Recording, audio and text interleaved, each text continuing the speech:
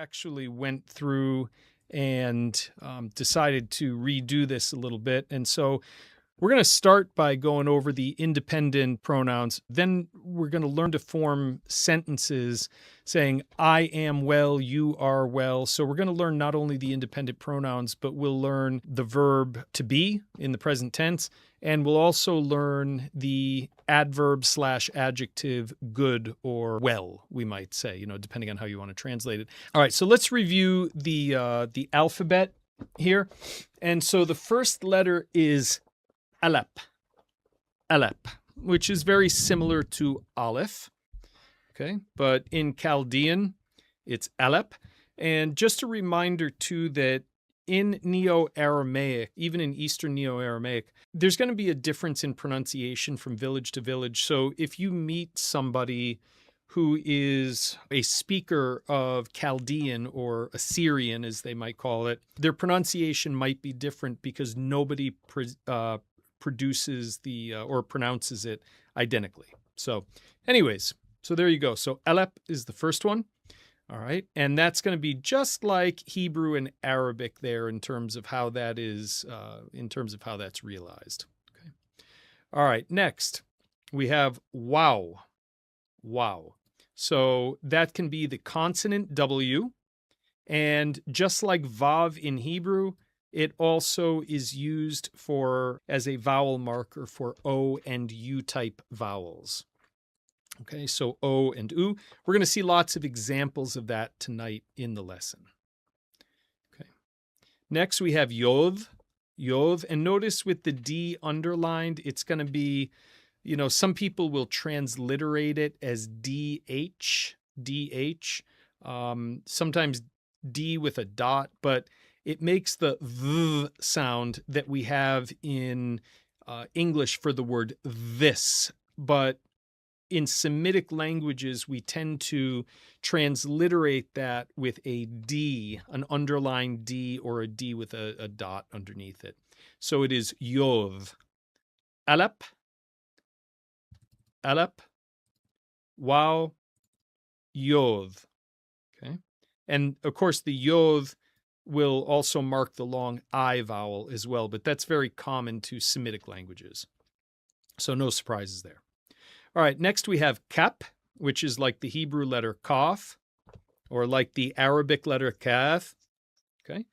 And the easiest way to remember that one is that at least in this form, it looks like a crooked 5.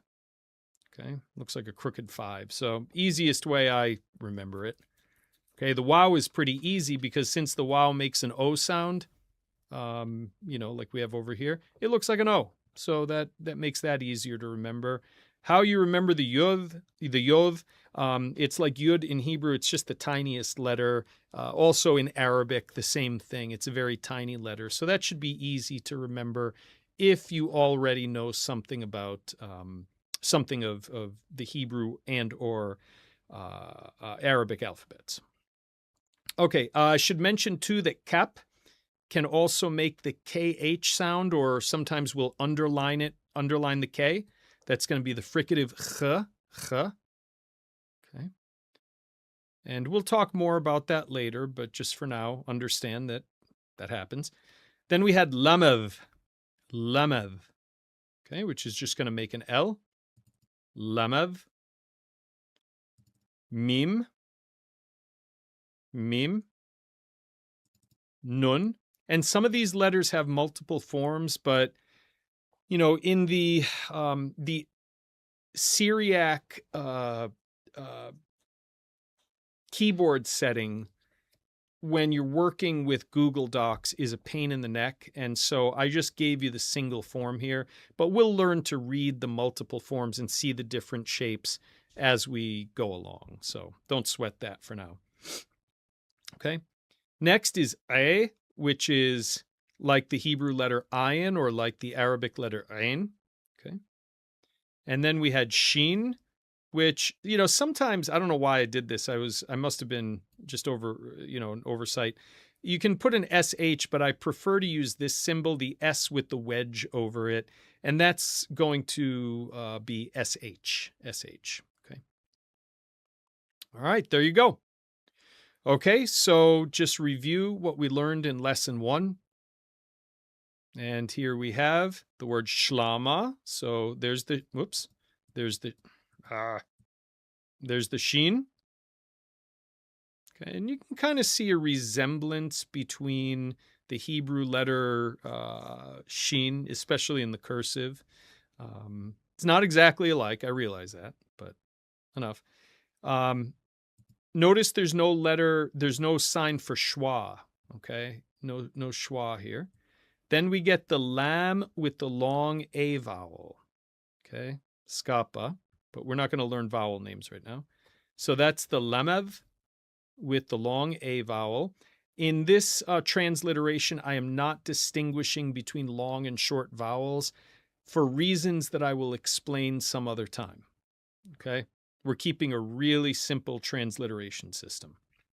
So, sh, la, and after that we have the letter mim with a long A vowel as well, and then alep. Okay, and that's the determinative marker, although the mark of determination that we see in biblical Aramaic, where there's typically an aleph at the end, in Neo-Aramaic, it really just becomes part of the word. So you don't want to think of this as a definite article. Properly speaking, there is no definite article in Neo-Aramaic. The definite article is implied. Okay, so shlama. Shlama. Okay. And then that means peace, it means hello and goodbye. So if we want to say peace to you, which is the full way of saying hello, okay? So we would say shlama, and then to a male, we have illuch, which is the letter N with a short I vowel. Now, you would say, oh, in Hebrew, that's a long E vowel. You're right, it is. Not in Neo-Aramaic. So it's the letter N with a short I vowel, a lemev, okay? And I said ain, I'm thinking Arabic here. It's a, as you saw above. When I go back and forth between Hebrew, Arabic and Arabic, Hebrew, Arabic, and Aramaic, I'm going to mess these things up from time to time. So the letter A, like ayin or ain in Arabic, with a short I vowel. Then you have lamev, okay, which is actually doubled in this case. How do you know it's doubled? Because you memorize the vocabulary. That's the only way. Okay. There's only one lamev there, but it's doubled in this word. Okay. And then we get a wow with the dot underneath, which is going to indicate a U vowel.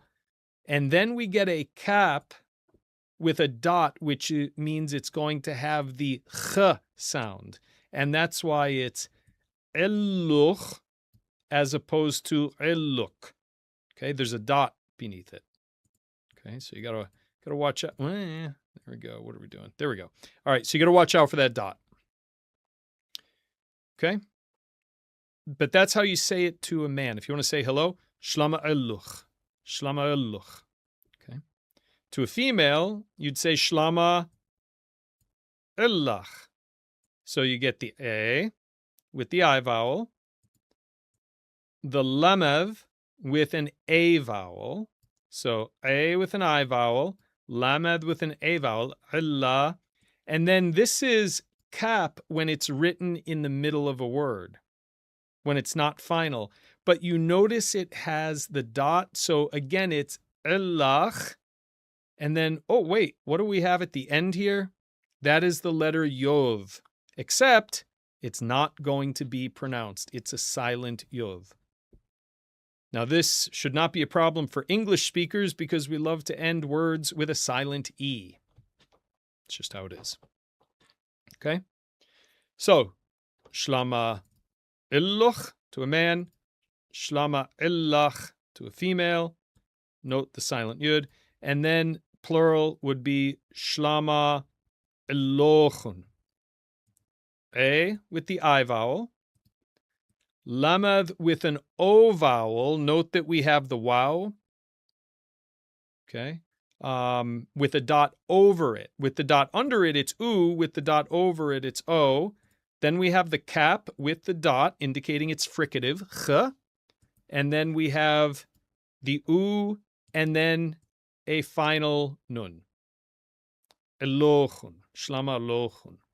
Okay, so we got a question here. So Jenk asked kind of a random question, but are there any Aramaic diasporas in the U.S.? Yes, absolutely. In fact, my wife's sister in Texas had a friend who could speak Assyrian. And, she was native.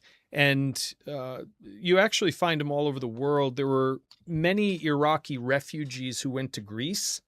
A lot ended up in Greece. You also have, certainly people in the United States and elsewhere, but many, because of persecution against the, Christians in Iraq, and I suppose also some Syrian refugees. You do find them elsewhere, but certainly in the United States. Yep. Yeah, absolutely. All right. So this is just some reading practice here. Shlama illuch, right? That would be for a man, which means peace be unto you, to a male. And then shlama illach, that would be to a woman. Okay. All right. So letters new and old. We've got the Aleph. We've got He. That's going to make the, just like He in Hebrew. Okay. Or like Ha in Arabic. All right. Then we've got Wow. We've seen Wow already. Notice the difference between He and Wow. They're both circular, but He has that little tail in the front. Then you have Heth. Heth. This is that rough H. Okay. And sometimes this will be pronounced with the ch sound as well. Usually